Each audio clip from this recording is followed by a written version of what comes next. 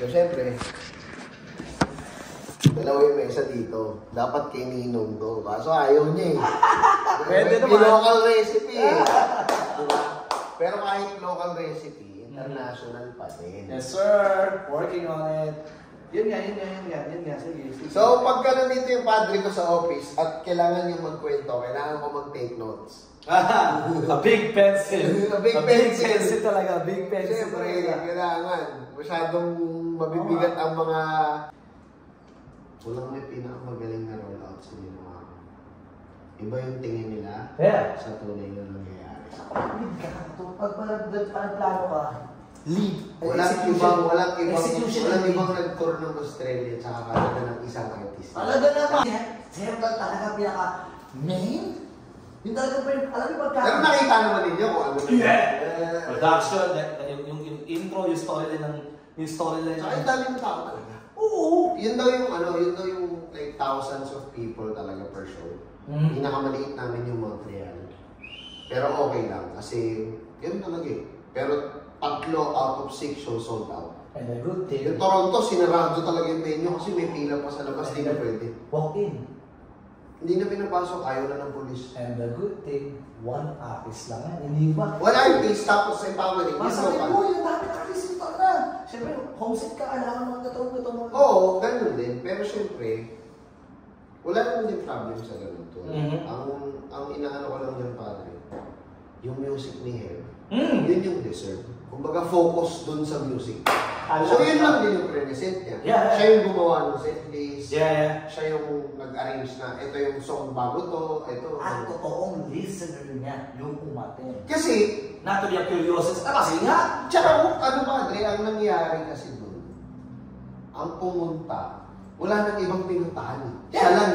O yun na yun. Ano pinuntahan ko man to, alam ko yung mga playlist. Lahat! Songs to. Meron silang tinatawag na Filipino na mga 3rd tsaka 4th generation Filipino na sa bansa, sa Canada.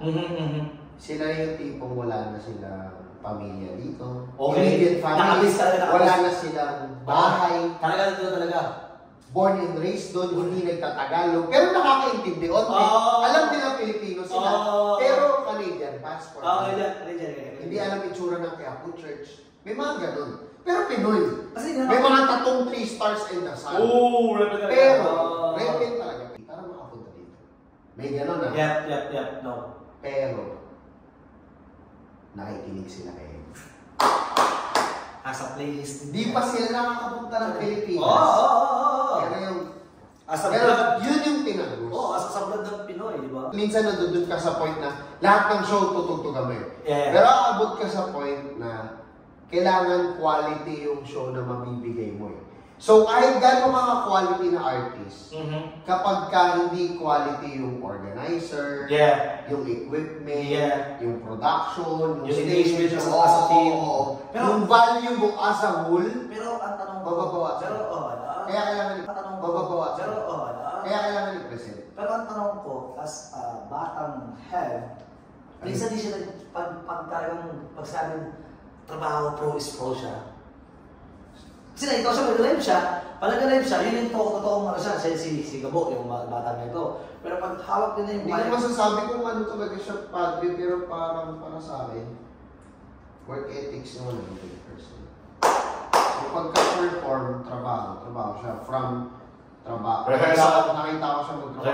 Rehearsal, sound check. Hanggang sa mismong show, game time yun. Tapos dahil sa age niya, kaya niyo ba mag-picture sa maraming tao energy ba? Tapos sa age niya, pagkatapos ng lahat ng yun, may energy pa siya. Yung trip pa, no?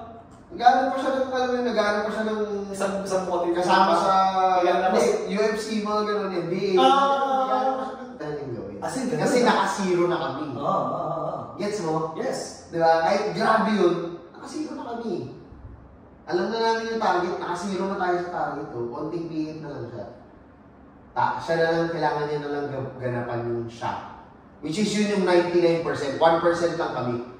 Pero yung 1% na yun, andun yun. Talaga.